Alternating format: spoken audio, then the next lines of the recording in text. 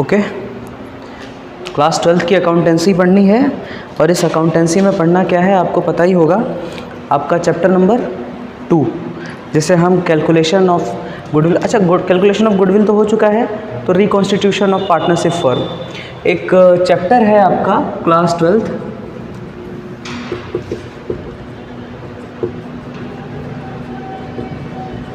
Accountancy का। ये है चैप्टर का नाम reconstitution of partnership.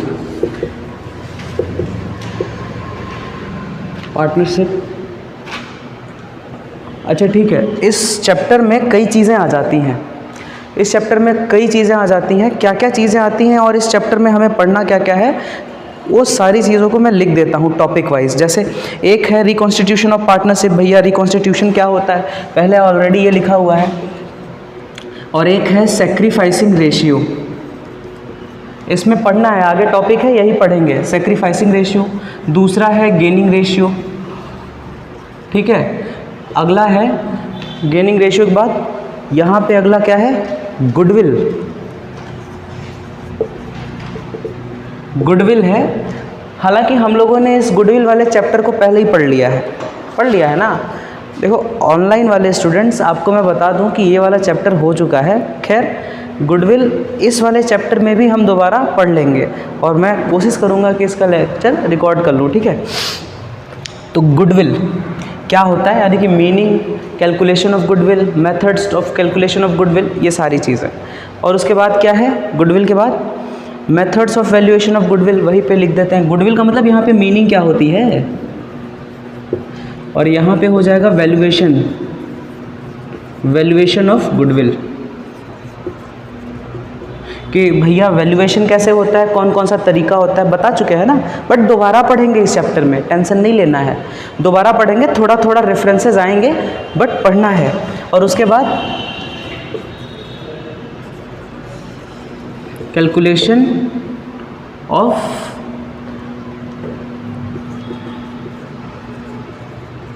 Accumulated balances.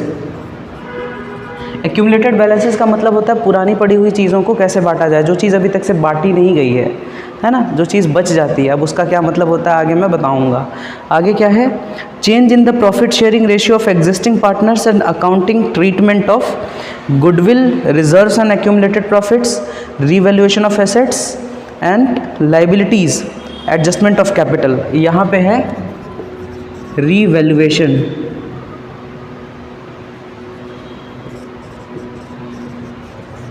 Of assets and liabilities, ठीक है। आज मेरा चेहरा डल लग रहा होगा, खैर कोई बात नहीं, तबीयत ख़राब थी तो मैनेज कर लेना, वैसे मैं हैंडसम हूँ तो सेक्रीफाइसिंग रेशियो होता क्या है, गेनिंग रेशियो होता क्या है। देखो क्या होता है ना कि जब भी पार्टनरशिप में कुछ लोग होते हैं ना, जैसे जो पार्टनर होते हैं हमारे, जो फर्म में पार्टनर्स होते हैं, वो आपस में कुछ और रेशियो शेयर करते थे। आगे चल के उन्होंने डिसाइड कर लिया कि भाई पहले ये रेशियो शेयर करते थे, अब ये रेशियो शेयर नहीं करेंगे, अब हम दूसरा रेशियो शेयर करेंगे। यानी कि if the partners of a firm decided to share another ratio, then old ratio तो टूट जाता है, अब नया रेशियो बनाने की ज़रूरत पड़ती है। तो ओल्ड रेशियो का टूटना, नए रेशियो का बनना, ये क्या कहलाता है, रिकॉन्स्टिट्यूशन ऑफ पार्टनरशिप फर्म। बात समझ में आ गई और नॉट, अंडरस्टैंड ना। रिकॉन्स्टिट्यूशन ऑफ पार्टनरशिप फर्म का मतलब होता है ओल्ड रेशियो का टूटना, नए रेशियो का बनना।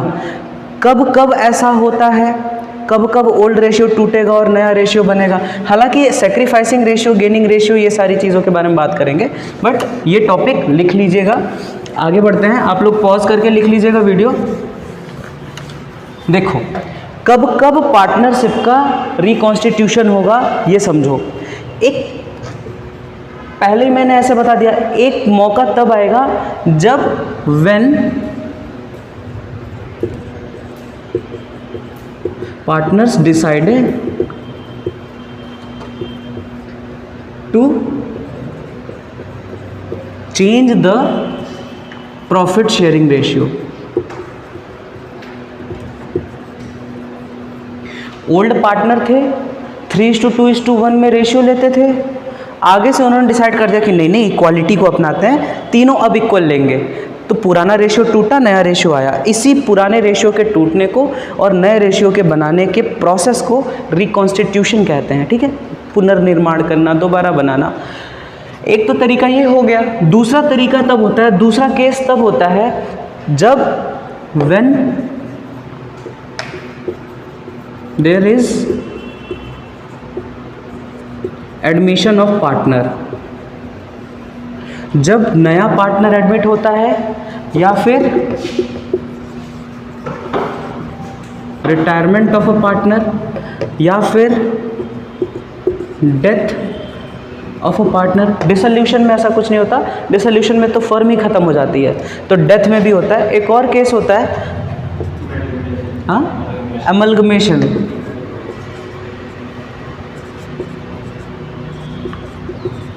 एमलगमेशन ऑफ फर्म, जब दो फर्म आपस में मिलती हैं और एक नए फर्म का निर्माण करती हैं तो उसे हम एमलगमेशन कहते हैं। तो एमलगमेशन के टाइम पे भी रिकॉन्स्टिट्यूशन ऑफ पार्टनरशिप फर्म होता है। उसके लिए कोई दिक्कत किसी को, कोई प्रॉब्लम नहीं ना?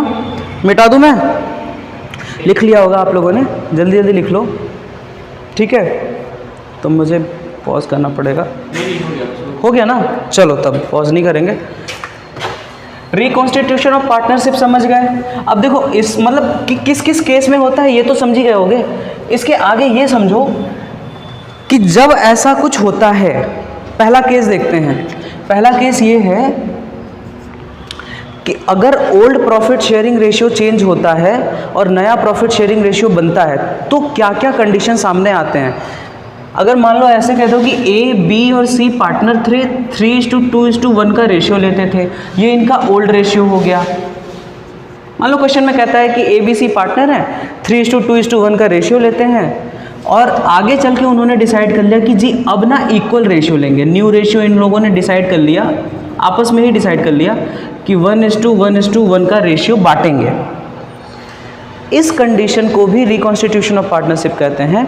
इस कंडीशन को बनाने के लिए क्या करना पड़ेगा जी? देखो इस कंडीशन में ना कोई एक ऐसा पार्टनर होगा जो सेक्रीफाइस कर रहा होगा, जो अपना हिस्सा दे रहा होगा, और एक कोई ऐसा पार्टनर होगा जो पा रहा होगा, जैसे हम गेन कहते हैं। जैसे ना इस चीज़ में दो चीज़ें आ जाती हैं, अपने आप उभर करके सामने आ रही हैं। पहली चीज़ इसमें से उभर करके सामने आ रही है सेक्रीफाइसिंग रेशियो, और दूसरी चीज़ जो उभर करके आ रही है वो क्या आ रही है? Gaining ratio. ठीक है, ये दोनों चीज़ें उभर करके आ रही हैं कि हाँ भैया अगर रिकॉन्स्टिट्यूशन होता है तो किसी एक पार्टनर को लॉस होगा या सेक्रीफाइस करना पड़ेगा और किसी एक पार्टनर को गेन करना पड़ेगा। अब इसका फॉर्मूला भी होता है कुछ, तो फॉर्मूला इसका होता है जी old ratio minus new ratio, और इसका जो फॉर्मूला होता है इसका ठीक उल्टा हो जाता है, new ratio minus old ratio. ठीक है, new ratio minus old ratio, ये इनका फॉर्मूला हो जाता है। बेसिकली हम ये कह सकते हैं कि अगर मैं इसका कैलकुलेशन करना शुरू करूं तो पक्का पता चल जाएगा कि भैया किसने सेक्रीफाइस किया, किसने गेन किया। चलो करते हैं, हम एक फॉर्मूला लगाएंगे इन दोनों में से। सेक्रीफाइसिंग रेशियो का फॉर्मूला लगाते हैं ना। सेक्रीफाइसिंग रेशियो का फॉर्मूला लगाएंगे तो क्या आएगा? ओल्ड माइनस न्यू, और जैसे ही लगाएंगे तो ए, बी और सी। ए का ओल्ड कितना था? 3/6, 2/6 और 1/6, ऐसे इनका ओल्ड था, माइनस न्यू कितना था? 1/3, 1/3 एंड 1/3। सारी चीज़ें लिखी हुई हैं, समझ रहे हो ना? कोई दिक्कत है? कोई दिक्कत नहीं है। तब आगे बढ़ते हैं। अब तुम्हें ये कैलकुलेशन करने आता होगा, मैं ये मान के चलता हूँ। लास्ट टाइम में मैंने सिखाया भी था कि एलसीएम कैसे लेते हैं और कैसे करते हैं, क्योंकि अगर तुम लास्ट टाइम में भी नहीं सीखे तो फिर तो थोड़ी दिक्कत है, तुम्हें प्रैक्टिस करनी चाहिए थी, है ना? पुराने वाले तरीके से, क्रॉस मल्टीप्लिकेशन से। चलो ठीक है, बट मैं बताता हूँ इनका एलसीएम लिया जाता है, ठीक है? तो अब उस पर मैं नहीं जाऊँगा डायरेक्टली। इसका एलसीएम आएगा 6 और यहाँ पे आएगा 6 एकम 6, 3 माइनस 2, 6, 2 माइनस 2, 6 और 6 एकम 6, 1 माइनस 2। अब इसका आंसर देखो कितना आ रहा है, 1/6, 0 और 1/6। ये आंसर माइनस में आ रहा है, हाँ ये नेगेटिव में आ रहा है। अब यहां पे आता है एक झोल, समझना सीरियसनेस के साथ, क्योंकि कई बार बच्चे इसमें कंफ्यूज हो जाते हैं कि सर साला हम इसमें से सेक्रीफाइसिंग किसको माने, गेनिंग किसको माने, क्योंकि एक बंदा तो प्लस में आया है, एक बंदा माइनस में आया है, तो किसे सेक्रीफाइसिंग माने। तो जिस चीज को निकाल रहे हो आप, अगर सेक्रीफाइसिंग रेशियो निकाल रहे हो, अगर सेक्रीफाइसिंग रेशियो निकाल रहे हो तो प्लस में जो आंसर आया वो सेक्रीफाइस कहलाएगा, और जो माइनस में आया वो उसका ठीक उल्टा कहलाएगा, यानी कि गेन कहलाएगा। अब आप कहोगे कि सर इस मामले में तो, ऐसे मामले में तो सेक्रीफाइस भी हो सकता है, गेन भी हो सकता है, तो आप प्रूव कर दो कि भैया प्रूव करो सर कि आपने तो सेक्रीफाइसिंग रेशियो के हिसाब से बताया ना कि साला ए सेक्रीफाइस कर रहा है और सी गेन कर रहा है। आप इस फॉर्मूले से अगर यही साबित करके दिखा दो कि ऐसा ऐसा हो रहा है तो मैं मान जाऊंगा। तो कर लेते हैं जी, क्या दिक्कत है, कर लेंगे कि नहीं कर लेंगे। अच्छा देखो यहाँ पे मेरा कहता है कि ए सेक्रीफाइस करेगा 1/6 से और सी गेन करेगा 1/6 से, हमारा कहना ये है। और आंसर कैसे निकालेंगे कि जो हम निकाल रहे हैं अगर प्लस में आया तो वही होगा, सेक्रीफाइस निकाल रहे हैं प्लस में जो आंसर आया वो सेक्रीफाइस ही होगा, माइनस में आया तो उल्टा। चलो गेन से देखते हैं इसी चीज़ को। अगर मैं सेक्रीफाइस के थ्रू ना निकाल रहा होता, गेन के थ्रू निकाल रहा होता, तो गेन के थ्रू क्या होता, गेनिंग रेशियो। मेरे को मान लो सेक्रीफाइसिंग नहीं निकालना, सेक्रीफाइसिंग तरफ से, तो ये हो जाएगा new minus old, new minus old. चलो ये करके देखते हैं, ए बी सी। ए का न्यू है 1/3, 1/3 और 1/3, यही है ना न्यू रेशियो। और ओल्ड रेशियो क्या था 3/6, 2/6 और 1/6। करके देखते हैं 6 6 6, 3 दूनी 6, 2 माइनस 3, 3 दूनी 6, 2 माइनस 2, 3 दूनी 6, 2 माइनस 1। अब देखो ये कितना आया 1/6, ये आ गया माइनस में, इस बार ये साला माइनस में आ गया, ये 0 था 0 ही रहा, और ये 1/6। मैंने क्या बोला था, जिस चीज़ को निकाल रहे हैं उस चीज़ को देखेंगे और उसका अगर प्लस आंसर आएगा तो वही मानेंगे। गेनिंग रेशियो निकाल रहे हैं और प्लस कौन आया है, आया है ना जी ये प्लस। तो पहले वाले केस में भी हमें ये पता चल रहा था कि सी गेन किया हुआ है, यहाँ भी ये पता चल रहा है कि ये गेन किया हुआ है। क्यों, क्योंकि हम गेनिंग निकाल रहे हैं और ये प्लस में आया तो ये प्लस है। यहाँ भी पता चल रहा है कि ये गेन किया हुआ है, तो हम इसको लिख देंगे गेन। और इसका ठीक उल्टा माइनस में जो आंसर आया वो तो भैया ऑपोजिट होगा। और पिछले बारे में भी जब मैं सेक्रीफाइसिंग के थ्रू निकाला था तो भी यही आंसर आया था। तो आंसर में चेंज नहीं है, तरीके में चेंज है। बता दिया ना। आगे चलें, इससे रिलेटेड एक क्वेश्चन देख लेते हैं। टीएस ग्रेवाल्स का एक क्वेश्चन है, क्वेश्चन नंबर 2, उसको देख लेते हैं। तो जैसे ही क्वेश्चन नंबर 2 हो जाएगा उसके बाद अगला क्वेश्चन करेंगे। क्वेश्चन क्या कहता है, क्वेश्चन मैं लिख देता हूँ। Ashok, Bheem and Chetan are sharing profit and losses in the ratio of 5:3:2। Ashok, Bheem और चेतन को ABC मान लूँ मैं ABC इसलिए लिख रहा हूँ क्योंकि मैं उतना लंबा नाम लिखने नहीं जाऊँगा यार। क्वेश्चन नंबर 2, क्वेश्चन नंबर 2 यहाँ पे मैं दे रहा हूँ टीएस ग्रेवाल से। A, B और C पार्टनर हैं, इनका ओल्ड रेशियो क्या है भैया 5, 3 और 2 है, 5, 3 और 2, ये है ओल्ड रेशियो। आगे क्या कहता है they decided to share future profit and losses in the ratio of 5:2:3। इन्होंने फ्यूचर में डिसाइड कर लिया कि जी हम तो यार 5:2:3 में ही डिसाइड करेंगे कि अब हमारा रेशियो 5:3 होगा। ठीक है, कोई बात नहीं। Calculate the each partners gain और sacrifice due to the change in the ratio. इसने बोल दिया कि या तो गेन किसी पार्टनर ने, अच्छा देखो इसमें किसी पार्टनर ने गेन किया होगा, किसी पार्टनर ने सेक्रीफाइस किया होगा। जिस पार्टनर ने गेन किया उसका बता दो कि किसने गेन किया, जिस पार्टनर ने सेक्रीफाइस किया उसका बता दो सेक्रीफाइस किसने किया। अच्छा मैं एक नज़र बोलता हूँ, एक नज़र, इसको जोड़ो 5, 6, 7, 8, 9, 10, ये 10 आ रहा है। ये भी जोड़ो 5, 6, 7, 8, 9, 10, ये भी 10 आ रहा है। इसका मतलब क्या है, पहले एक तरबूज आता था, उस तरबूज के 10 हिस्से करते थे। मेरी बात ध्यान से सुनना, एक तरबूज आता था, तरबूज मतलब मान लो प्रॉफिट, उस प्रॉफिट के 10 हिस्से करते थे। 10 में से ए बोलता था 5 तो मेरा है, मैं अकेला 5 खाऊंगा। पहले बी बोलता था कि मैं 3 खा लूंगा और सी बोलता था मैं 2 खा लूंगा। एक दिन इन दोनों में झोटा झोटी हो गया, खूब लड़ाई की है, खूब झगड़ा किया। तो सी ने बोला कि भाई मैं 3 खाऊंगा। सी ने बोला मैं 3 खाऊंगा। बी ने बोला चले खा, तू खा ले, तू खा ले। It means what, they decided कि ठीक है फ्यूचर प्रॉफिट चेंज कर लेते हैं। अब फिर 10 टुकड़ा होगा तरबूज का, क्योंकि टुकड़ा देखो नए में भी 10 ही टुकड़ा हुआ है। ए वाला फिर बोलता कि मैं तो 5 ही लूंगा, ना 5 से ज़्यादा ना 5 से कम। मुझे आप बताओ, विदाउट हैविंग कैलकुलेशन, मैंने कोई कैलकुलेशन नहीं की, आप बताओ क्या ए का कोई सेक्रीफाइस है या गेन है? नहीं है ना, दिख रहा है कि नहीं है, पहले ही पता चल गया। अब इसमें तो साफ साफ तुमको पता चल गया होगा कि साला गेन कौन किया, सेक्रीफाइस कौन किया। जिसको ज़्यादा मिल गया वो गेन, सी क्या किया होगा, गेन किया होगा, बी क्या किया होगा, सेक्रीफाइस किया होगा। अब कहोगे कि सर हमने तो आंसर निकाल दिया, लेकिन रिप्रेजेंट कैसे करें? तो इस क्वेश्चन ने पूछा है कि आप या तो गेन निकालो या तो सेक्रीफाइस निकालो। आप किसी एक फॉर्मूले को यूज़ कर लो। सर हम सेक्रीफाइस फॉर्मूले को यूज़ कर लेते हैं, चलो सेक्रीफाइस फॉर्मूले को यूज़ करते हैं। सेक्रीफाइसिंग रेशियो, तुम्हारा क्वेश्चन था, सॉल्व हो गया कि नहीं? तुम्हारा ही था ना, सॉल्व हो गया ना?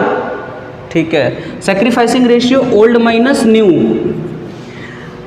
तो भैया ए का क्या होगा, ओल्ड कितना था 5/10 माइनस 5/10, तो ये तो ऐसे ही 0 हो गया है। हाँ तो अरे नहीं कर रहा है तो दिखाओगे, आंसर तो तुम्हारा वैसे ही निकल गया, लेकिन दिखाओगे नहीं। तुमने तो बोला हमने तो आंसर निकाल लिया। अरे रिप्रेजेंट करवा महाराज, वो वही करने के लिए तो करना तो पड़ेगा। बी का कितना था, 3/10 था, आगे चल के 2/10 हो गया, तो 1/10 यानी कि ये तो माइनस में आ गया। सॉरी उल्टा कर दिए क्या जी? हाँ ये तो प्लस में है, सॉरी, हमको लगा उल्टा कर दिए हैं। हाँ तो ये देखो हम सेक्रीफाइस निकाल रहे हैं, प्लस में आंसर आया तो ये सेक्रीफाइस, बताया था ना जी, जो निकाल रहे हो अगर प्लस में आया तो वही होगा। और सी 2/10 था, 3/10 हो गया, तो ये 1/10 माइनस में, तो ये गेन कर लाएगा। अब कोई दिक्कत है जी? हो गया ना? अमित समझ में आ रहा है आपको भी आ रहा होगा, आ रहा है कि नहीं जी? आ ही रहा होगा यार, कोशिश तो कर ही रहे। आगे तो लिखना है क्या? चलो तब मैं पॉज कर देता हूँ इसको। चलो मैंने इसको रिज्यूम कर लिया है। देखो क्या है ना, अब एक अगला क्वेश्चन करते हैं। तो मैं अगले क्वेश्चन के लिए सबसे पहले ना इसको पॉज करूँगा और पहले ही इसको क्वेश्चन लिख दूंगा ताकि आप लोग को क्वेश्चन पता चल सके। तो वेट कर लीजिए। तो ये नया क्वेश्चन आ गया आपके सामने, ये मैंने लिखा है जानबूझ करके ताकि आप लोगों को कभी दिक्कत ना हो इसमें। एक क्वेश्चन कहता क्या है समझो। क्वेश्चन कहता है कि ए बी और सी पार्टनर थे, 5:4:1 का रेशियो लेते थे। ये इनका ओल्ड रेशियो क्वेश्चन में पहले से बता दिया गया है। आगे कहता है कैलकुलेट न्यू रेशियो और सेक्रीफाइसिंग और गेन। पहले तो न्यू रेशियो बता दो, उसके बाद सेक्रीफाइस और गेन बता दो।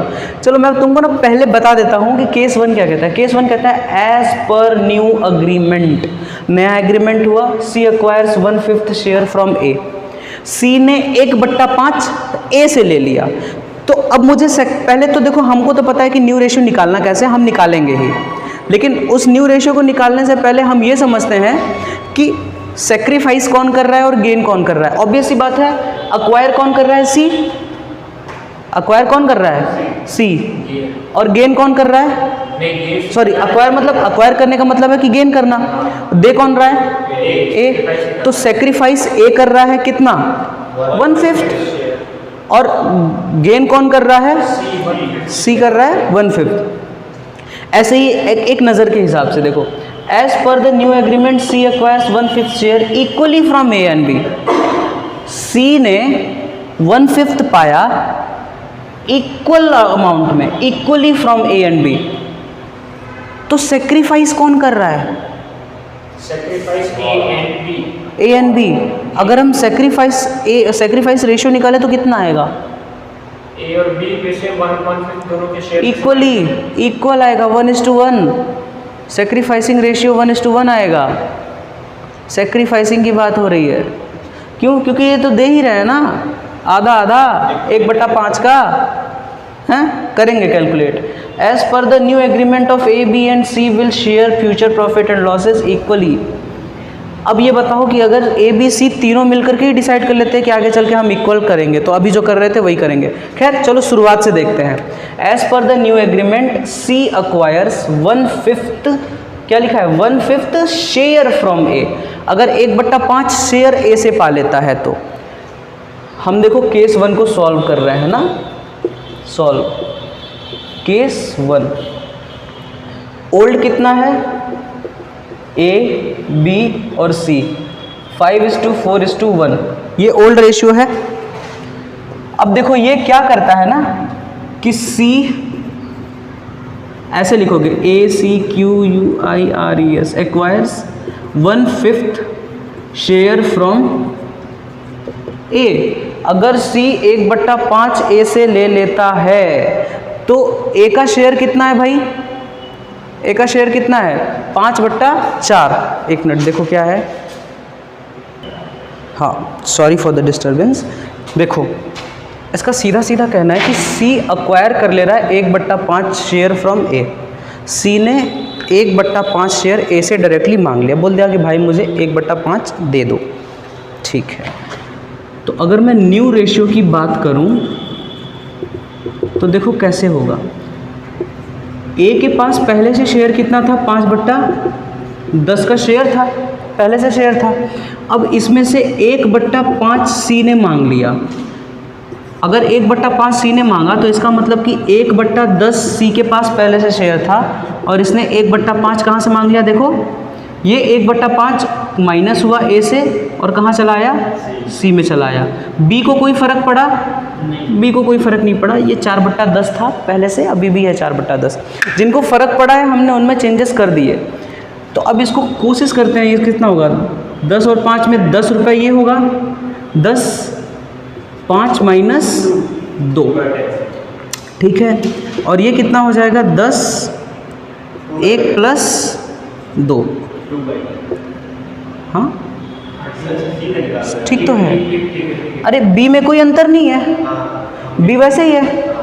ए का मैंने निकाल दिया, 5 - 2 कितना हो गया 3/10, ये है 3/10, ये 4/10। अब ये इसका शेयर हो गया, ये इसका शेयर हो गया, ये इसका शेयर हो गया। तब तक हम न्यू रेशियो नहीं मानते जब तक हमारा ये तीनों बराबर ना हो। इसका मतलब कि ये जो नीचे वाला है ना, जैसे हमारा न्यू रेशियो क्या आ रहा है, ए का, बी का और सी का न्यू रेशियो ये आ रहा है 3/10, 4/10 और 3/10, 4/10 और 3/10। अब हमारा देखो ये जो डिनोमिनेटर है ना, डिनोमिनेटर सेम है। जब डिनोमिनेटर सेम हो तब हम ऊपर वाले को रेशियो मान लेते हैं। तो हमारा न्यू रेशियो क्या हो जाएगा 3:4:3। हमारा new ratio A B C में 3:4:3 हो जाएगा। क्यों, क्योंकि इसका डिनोमिनेटर सेम है। पहला केस सॉल्व हो गया, मिटा दूँ, रुको पॉज कर देता हूँ, आप लोग लिख लो, आप लोग भी लिख लो इसको। चलिए अगला देखते हैं, है ना, इसको मैं मिटा देता हूँ और अगला केस देखते हैं, केस 2। केस 2 क्या कहता है, कहता है as per the new agreement C acquires 1/5 share equally from A and B. C को 1/5 चाहिए ही चाहिए और सी बोलता है कि मुझको 1/5 दे दो। सी किससे बोल रहा है, मुझको 1/5 दे दो। ए बोल रहा है कि कैसे दे दे, हम पूरा नहीं दे पाएंगे। बी बोल रहा है हम भी पूरा नहीं दे पाएंगे। तो इसने बोला ऐसा है, तुम दोनों आधा आधा दे दो। सी को चाहिए 1/5, लेकिन ए इसका आधा दे देगा, बी इसका आधा दे देगा। देखो ऐसे कैसे हो गया, मतलब कि ए क्या कहता है, देखो सी अक्वायर्स, ये है केस 2। केस 2 में मामला क्या हो रहा है कि सी अक्वायर करेगा कितना, C acquires from A and B. C acquire कितना करेगा 1/5, 1/5 करेगा, किससे, ए और बी में इक्वली। यानी कि कहेगा कि देखो मुझे ए से बोलेगा कि ए भाई मुझे 1/5 चाहिए, इस 1/5 का तुम आधा दे दो। और बी से बोलेगा कि भाई मुझे 1/5 चाहिए तो तुम भी आधा दे दो। यानी कि इसका आधा 1/5 का आधा ए दे देगा, 1/5 का आधा बी दे देगा। आप कहोगे कि सर मल्टीप्लाई कैसे कर दिए? वही बात है ना, मल्टीप्लाई कैसे कर दिए? मैं बोलूं कि मेरे पास जितना रुपया है, मेरे पास 100 रुपया है, मेरे इस 100 रुपये का आधा अमित ले ले, आधा अंकित ले ले। तो 100 रुपये का आधा कैसे निकालोगे? मेरे इस 100 रुपये को अमित कैसे निकालेगा कि मेरे हिस्से में कितना आएगा? 100 × 1/2, 1/2 मतलब आधा होता है। तो हम भी तो वही किए हैं जी, आधा आधा। तो 1/10, 1/10 यानी कि C को 1/5 चाहिए, तो उस 1/5 को वो A से 1/10 के रूप में ले रहा है और B से 1/10 के रूप में ले रहा है। अब क्या होगा? न्यू रेशियो निकलेगा। ये अक्वायर कर रहा था, अब न्यू रेशियो कैसे निकलेगा? A देखो, A के पास पहले से कितना शेयर था? 5/10। और ये A ने बोला कि भाई सुन, ये ले ले तू। 1/10, सॉरी माइनस होगा, मैं भूल गया था।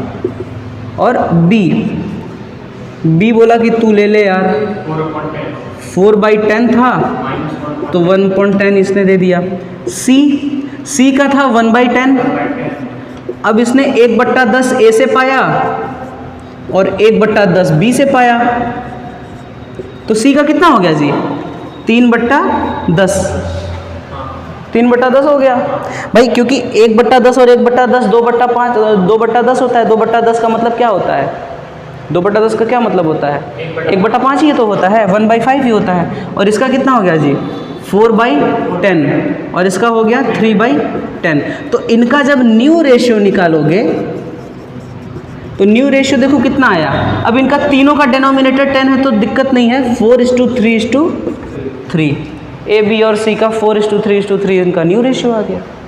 लिख लीजिए, मैं पॉज कर देता हूँ, ठीक है? आप लोगों ने भी लिख लिया होगा, मैं मिटा रहा हूँ। एक्चुअली मैं बीच बीच में वीडियो को रोक देता हूँ ताकि स्टूडेंट्स लिख पाएँ, और आप भी वीडियो को बीच बीच में रोक करके लिख लिया कीजिए, है ना? चलिए केस 3 पे चलते हैं। तीसरा केस क्या कहता है? केस 3 इस पूरे क्वेश्चन को ज़्यादा इजी बना दे रहा है। जैसे केस 3 कहता है, as per the new agreement A, B and C will share future profit and losses equally.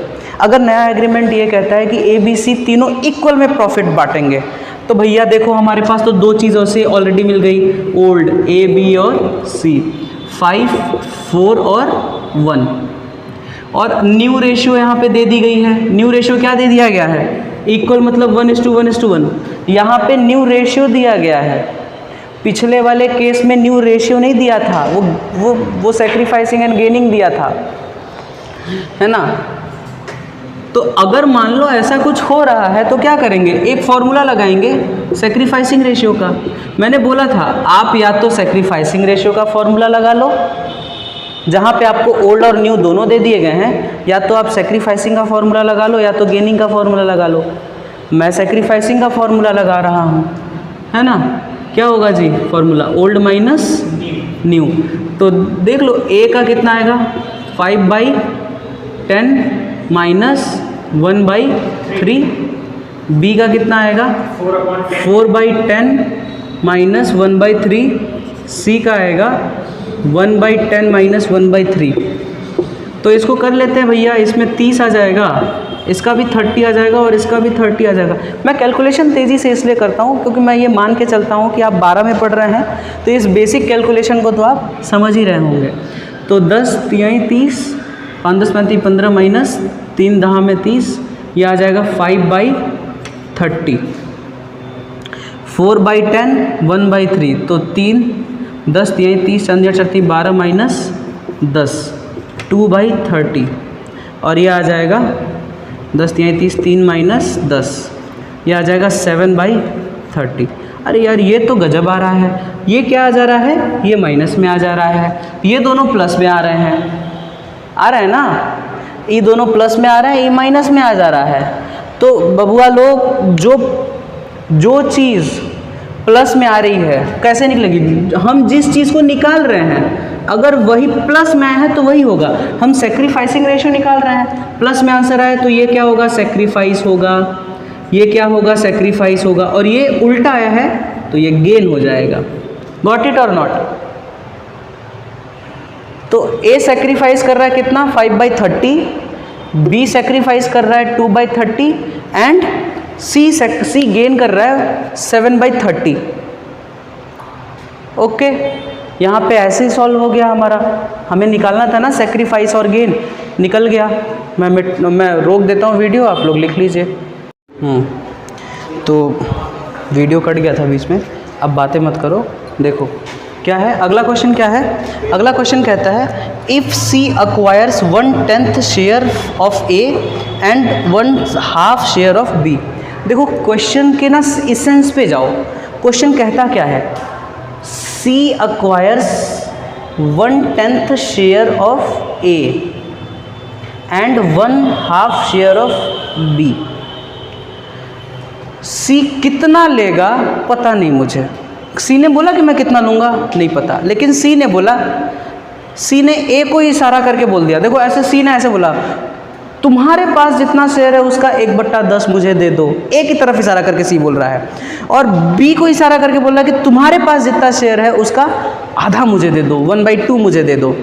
तो इसका सेंस क्या बनता है? इसका सेंस बनता है कि सी लेगा कितना या ए और बी देंगे कितना। सेंस क्या बनता है? यही ना कि ए और बी देंगे कितना। तो A and B will sacrifice, यानी कि ए और बी देंगे कितना। ए अपने हिस्से का कितना दे देगा?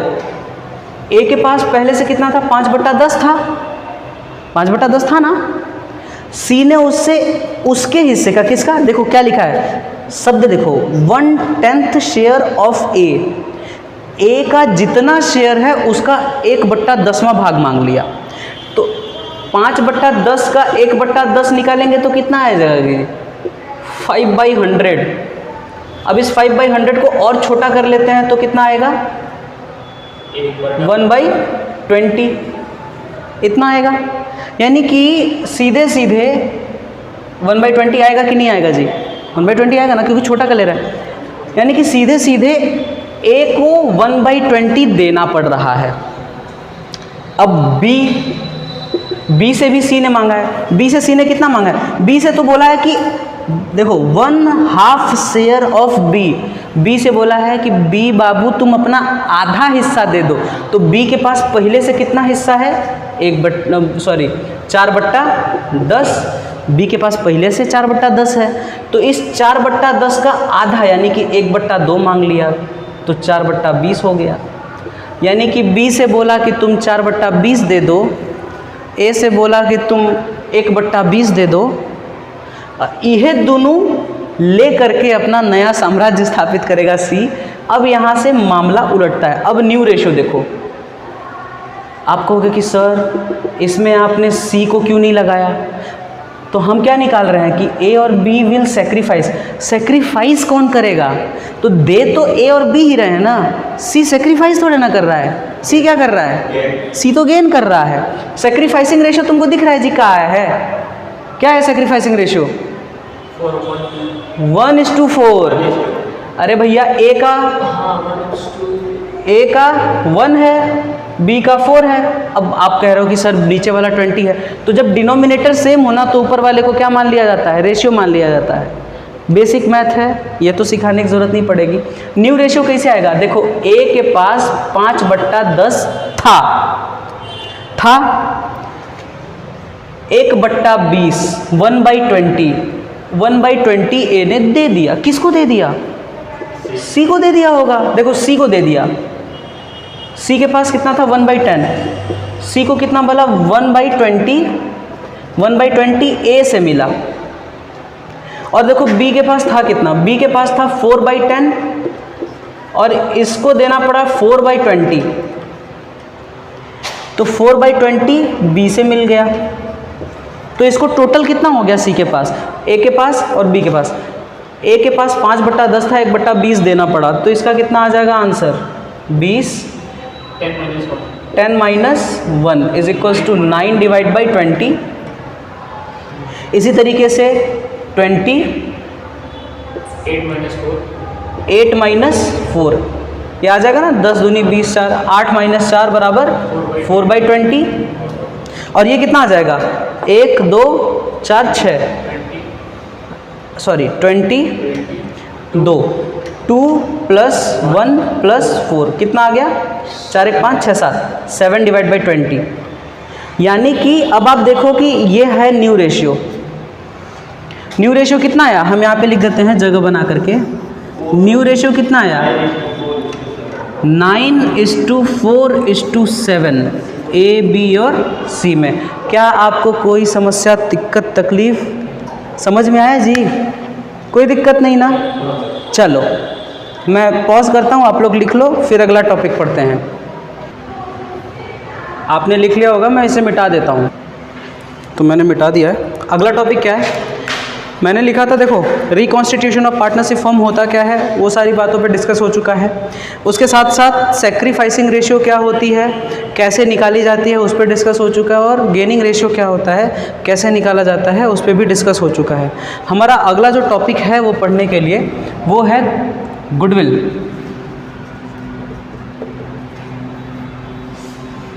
गुडविल क्या होता है? Goodwill is an intangible asset. Goodwill क्या है? एक इंटेंजिबल एसेट है। देखो हर वो चीज़ जो हमें कमाने में मदद करती है, चाहे वो डायरेक्टली मदद करे या इनडायरेक्टली मदद करे, चाहे वो हमें दिख रही हो या ना दिख रही हो, हर वो चीज़ क्या होती है? एसेट होती है। एसेट का तो यही डेफिनेशन है ना, यही तो एसेट का मीनिंग क्या होता है? हर वो चीज़ जो एक बिज़नेस को अर्न करने में हेल्प करती है। ईदर इट इज़ टेंजिबल और it is intangible, it is current और नॉन करंट। बट एसेट वो होता है जो हेल्प कर रहा है, जो हमें दिख रहा है डायरेक्टली भी या इनडायरेक्टली भी, डजेंट मैटर। ठीक है। गुडविल इंटेंजिबल एसेट्स का पार्ट है जो हमें दिखता नहीं है। अब आप कहोगे कि सर दिखता नहीं है तो फिर हम क्या पढ़ रहे हैं इसमें से? हम आज पढ़ेंगे कैलकुलेशन ऑफ गुडविल। अजीब बात है, अजीब, एकदम अजीब। जो चीज़ दिखती नहीं, जिसे हम छू नहीं सकते, देख नहीं सकते, जिसे हम गले नहीं लगा सकते, झापड़ नहीं मार सकते, महसूस नहीं कर सकते, बस हम उसके बारे में जानते हैं, उसको आइडेंटिफाई करते हैं, उसको रिकॉग्नाइज करते हैं। अब वो चीज़ का हम कैलकुलेशन कैसे कर सकते हैं? Isn't that right? मैं कहूँ कि भगवान कितना सुंदर दिखते हैं, तो आप बता नहीं सकते कि भगवान कितने सुंदर दिखते हैं, क्योंकि उसे कभी आपने देखा नहीं है। मैं पूछूं राक्षस कितना बढ़िया दिखता है, तो आप उसे भी नहीं बता पाएंगे। इंटेंजिबल है, दोनों लोग इंटेंजिबल हैं। गुडविल भी इंटेंजिबल है ना? लेकिन गुडविल ऐसा इंटेंजिबल है जिसे मैं कह रहा हूँ कि मैं कैलकुलेट कर लूँगा, but it can not be calculated accurately. तो गुडविल देखो होती है दो तरह की। एक होती है सेल्फ जनरेटेड और एक होता है परचेज्ड। हम किस गुडविल को कैलकुलेट करेंगे? सेल्फ जनरेटेड वाली गुडविल को कैलकुलेट नहीं करना है, उसका कोई कैलकुलेशन नहीं होगा हमारे ये हमारे सिलेबस में नहीं है, ऐसा कुछ होगा नहीं। परचेज्ड गुडविल का कैलकुलेशन किया जाता है। परचेज्ड गुडविल का मतलब क्या होता है? आपने अब जब मैं ये वाला चैप्टर पढ़ा रहा था तो आपको मैंने पढ़ाया था नंबर ऑफ़ ईयर्स परचेज। जब एक बिज़नेस को कोई दूसरा बिज़नेस अक्वायर करेगा, खरीदेगा, तो वहाँ पे उसको कहते हैं परचेज़ करना। आप क्या करते हो? बिज़नेस भी खरीदते हो, एसेट भी खरीदते हो, लायबिलिटीज़ भी खरीदते हो, उसका लोगो भी खरीद लेते हो, सब कुछ खरीद लेते हो। जैसे मान लो माइक्रोसॉफ्ट ने क्या खरीदा था? नोकिया को खरीद लिया था माइक्रोसॉफ्ट ने। तो नोकिया जब बिकी तो नोकिया का क्या क्या बिका? नोकिया के सारे एसेट्स बिक गए, साथ ही एसेट्स बिकने के साथ साथ लायबिलिटी भी साथ साथ चले गए माइक्रोसॉफ्ट के अंदर में। और दूसरी चीज़, और उसके सारे एम्प्लॉयज़ चले गए। और क्या हुआ? नोकिया का लोगो बिका, नोकिया का नाम बिका, नोकिया की गुडविल बिकी, हर एक चीज़ बिकी। और उसी गुडविल को यहाँ पे कैलकुलेट किया जाता है। मैंने आपको गुडविल को ये टाइप्स ऑफ गुडविल होते हैं, सेल्फ जनरेटेड गुडविल और परचेज गुडविल, ये उसके टाइप्स हैं। अब मैं अगर आपको बताऊं कि कैलकुलेशन ऑफ गुडविल कितने तरह का होता है, तो भैया कैलकुलेशन ऑफ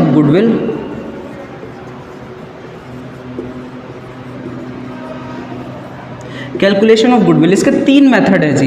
एक है एवरेज प्रॉफिट मेथड और दूसरा मेथड है सुपर प्रॉफिट मेथड, और जो तीसरा मेथड है, और जो तीसरा एक मेथड है गुडविल को कैलकुलेट करने का, वो है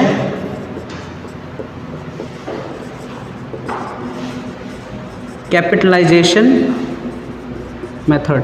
capitalization method, average profit method में भी एक आता है simple average profit method. Lighting कम हो गई क्या? लाइट कट गई? हाँ यार, ठीक है, कोई बात नहीं, लाइट कट गई तो आपको अभी लाइटिंग कम आ रही होगी, बट आगे कंटिन्यू करते हैं। जैसे एवरेज प्रॉफिट मेथड है ना, तो एवरेज प्रॉफिट मेथड में भी दो तरीके आ जाते हैं। जैसे इसका एक तरीका और आता है, मैं आपको बता दे रहा हूँ हर वो चीज़ जो आती है। एवरेज प्रॉफिट मेथड में भी दो तरीके हैं। पहला होता है नॉर्मल या सिंपल एवरेज प्रॉफिट मेथड, ठीक है, और दूसरा तरीका होता है weighted average profit method. Super profit method ऐसा नॉर्मल मेथड है, और जो कैपिटलाइजेशन मेथड होता है, कैपिटलाइजेशन मेथड भी दो तरीके के इसमें ऑप्शंस आ जाते हैं। पहला होता है, ये इसके तरीके होते हैं, पहला होता है एवरेज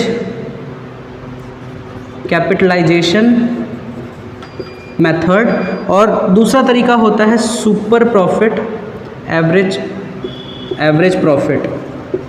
ये होता है एवरेज प्रॉफिट कैपिटलाइजेशन मेथड, और एक दूसरा तरीका होता है super profit capitalisation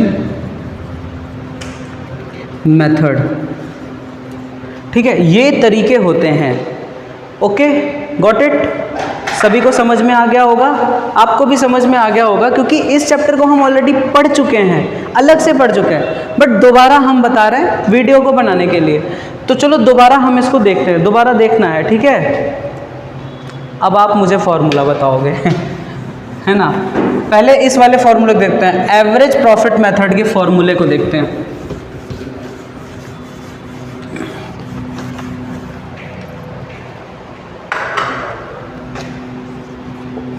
average profit method, ये हम क्या पढ़ रहे हैं? Calculation of goodwill. याद रखना, हमेशा परचेज्ड गुडविल ही कैलकुलेट होगी, सेल्फ जनरेटेड गुडविल कैलकुलेट नहीं होती है, ठीक है। एवरेज प्रॉफिट मेथड का फॉर्मूला क्या है भैया? Average profit is equals to total of profit divided by number of years. जब आप एवरेज प्रॉफिट निकालोगे तो टोटल एवरेज ऑफ प्रॉफिट आएगा। स्टेप 1 आपको करना है। सबसे पहले क्वेश्चन में दे दिया रहेगा, आपको दे दिया रहेगा कि 4 साल का प्रॉफिट ये है, तो आप सारे 4 साल के प्रॉफिट को जोड़ दो, डिवाइड बाय 4 कर दो, एवरेज आ गया आपका। जैसे ही आपका एवरेज निकल जाता है, ये है स्टेप 1। इसके बाद तुरंत स्टेप 2 फॉलो करना है। स्टेप 2 क्या होगा? तुरंत गुडविल निकल जाएगा। Goodwill is equals to average profit multiply number of years purchase, number of years purchase. मैं बता दूं, ये number of years purchase already दिए हुए थे क्वेश्चन में।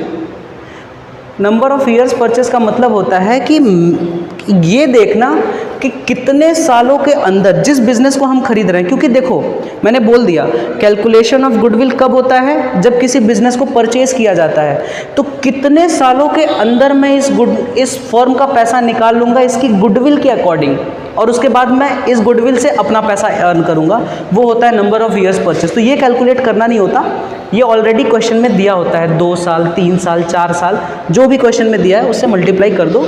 यही छोटा सा फॉर्मूला होता है जी हमारा, जिसके थ्रू हमारा आंसर आ जाता है। ओके, आगे बढ़ें।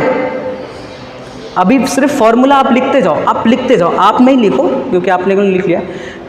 यूट्यूब पे देख रहे हो तो लिखते जाओ, और अगर आप इस क्लास में अभी नहीं लिख रहे हो और आपको कल को ज़रूरत पड़ गई कि हमको यार कैलकुलेशन ऑफ गुडविल देखना है, दोबारा इस वीडियो को देखोगे तो दोबारा बैठ करके लिखना पड़ेगा, ठीक है। जब भी मैं बोलूँगा वो कैलकुलेशन ऑफ गुडविल वाला वीडियो देख लो, दोबारा बैठ करके लिखना पड़ेगा, ये फॉर्मूले सहित सब कुछ।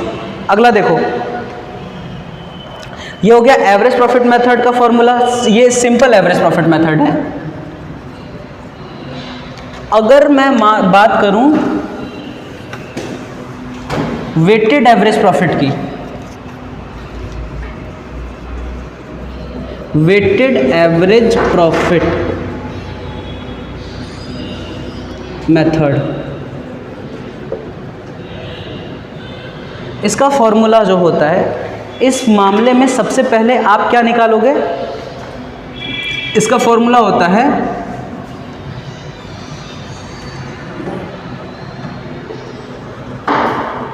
सबसे पहले आप वेटेड एवरेज प्रॉफिट निकालोगे, सबसे पहले वेटेड एवरेज प्रॉफिट निकालोगे।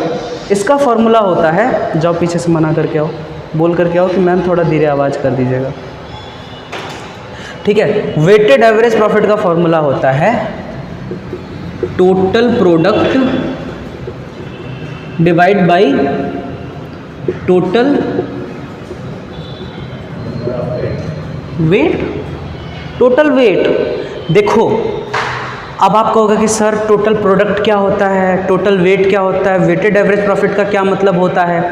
इसका मतलब ये होता है कि कुछ कुछ क्वेश्चन में ना 4 साल का प्रॉफिट दे दिया, मान लेते हैं 4 साल का प्रॉफिट दे दिया, 3 साल का प्रॉफिट दे दिया, और प्रॉफिट के देने के साथ साथ क्वेश्चन में ही मेंशन कर दिया कि इस साल के प्रॉफिट का वेट ये है, अगले साल के प्रॉफिट का वेट ये है, उसके बाद के प्रॉफिट का वेट ये है। उसने ना सेम ईयर की प्रॉफिट भी दी और प्रॉफिट के साथ साथ वेट भी दे दिया। तो आपको प्रोडक्ट निकालना है, तो प्रोडक्ट कैसे निकलेगा, जैसे मान लो कि साल 2016 का प्रॉफिट दिया है 50,000 रुपये और उसका वेट दिया है 2, तो आप क्या करोगे, 50,000 को 2 से मल्टीप्लाई कर दोगे। जैसे ही 50,000 को 2 से मल्टीप्लाई करोगे तो वो उसका प्रोडक्ट, मल्टीप्लाई करते हैं बाबू, तो उसका प्रोडक्ट आ जाएगा। जैसे मान लो क्वेश्चन ने बोल दिया, ऐसे मान लो यहाँ पे ना हम अपना एक क्वेश्चन बिल्ड करते हैं। क्वेश्चन कहता है XYZ लिमिटेड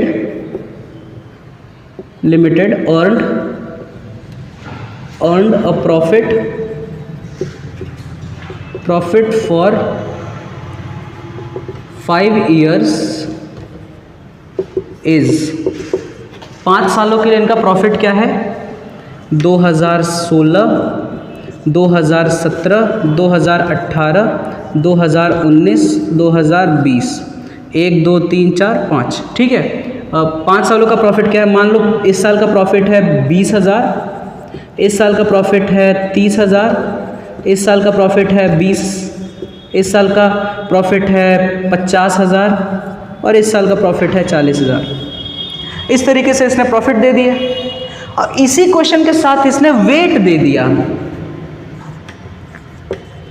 क्वेश्चन में दे दिया होता है, वेट दे दिया, इसका वेट दे दिया 1, इसका वेट दे दिया 2, इसका 3, इसका 4, इसका 5, ऐसे करके वेट दे दिया और कह दिया कि आप वेटेड एवरेज प्रॉफिट के हिसाब से आप क्या कर लो, कैलकुलेशन ऑफ गुडविल करो। और नीचे क्या देता है कि नंबर ऑफ ईयर्स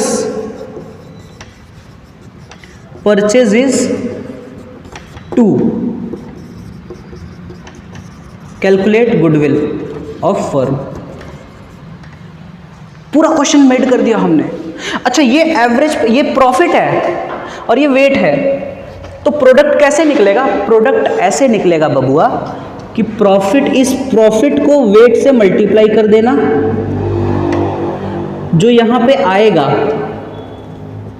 ये उसका वेट होगा। जैसे 20,000 मल्टीप्लाई 1 इज इक्वल्स टू 20,000, ये 2016 का वेटेड प्रॉफिट होगा। 30,000 मल्टीप्लाई 2 इज इक्वल्स टू 60,000, ये 2017 का वेटेड प्रॉफिट होगा। इन सारे के सारे जो आंसर आएंगे, इसको जब जोड़ोगे ना तो ये जो मल्टीप्लाई करने के बाद आएगा, इसको कहते हैं प्रोडक्ट। प्रोडक्ट का मतलब होता है यही, इसको जो गुणा करने के बाद आता है, और ये होता है टोटल प्रोडक्ट जो यहाँ लिखा जाता है ना, गुणा करने के बाद लिखा जाता है। और टोटल वेट, यानी कि इस वेट को देखो, ये कितना वेट है, वेट देखो 1 3 6 4 10 5 15 डिवाइड बाय 15 कर देना, तो तुम्हारा ना वेटेड एवरेज प्रॉफिट निकलेगा, एवरेज प्रॉफिट नहीं निकलेगा, वेटेड निकलेगा। उसके बाद क्या करना, ये स्टेप 1 था। स्टेप 2, स्टेप 2 में डायरेक्टली गुडविल का फॉर्मूला लगता है, weighted average profit multiply number of years purchase. Number of years purchase यही है 2, ये रहा ना हमारा 2, number of years purchase question में ऑलरेडी मेंशन रहेगा। गॉट इट और नॉट गॉट इट? अगला करें, चलो कितना टाइम हो गया इसमें, 20 मिनट इसमें हो गया और 27 मिनट 28 मिनट उधर हो गया। और लंबा वीडियो कर दें? नहीं ना, आज के लिए छोड़ दें? तो देखो आज के लिए ना बस अभी इतना ही करते हैं। आप पहले आप अपनी बुक उठाइएगा, देखिएगा कैसे करते हैं। आप लोगों के लिए होमवर्क क्या है मैं बता देता हूँ, आपके लिए भी होमवर्क है। सबसे पहले आप ना ये जो चैप्टर नंबर 2 है जिसमें हम रिकॉन्स्टिट्यूशन ऑफ पार्टनरशिप करते हैं, इसमें के जितने क्वेश्चन अभी तक से मैंने बताए हैं सैक्रिफाइसिंग और गेनिंग वाले, वो आप लगा लीजिएगा। वो एक एक नंबर 2-2 नंबर में आपका सवाल पूछ सकता है और पूछेगा ही पूछेगा। मैं फिर बोल रहा हूँ, पूछेगा ही पूछेगा। सारे इलिस्ट्रेशंस और सारे क्वेश्चंस उतने ही जितने मैंने पढ़ाए हैं। और लगाना चाहते हो तो उसके लिए मैं पढ़ाऊँगा, लगा लेना। अगर और लगा सकते हो तो लगा लेना, वरना तो मैं हूँ ही। अगला बाकी का चीज़ है अगले लेक्चर में। Wish you all the best, good night, thank you.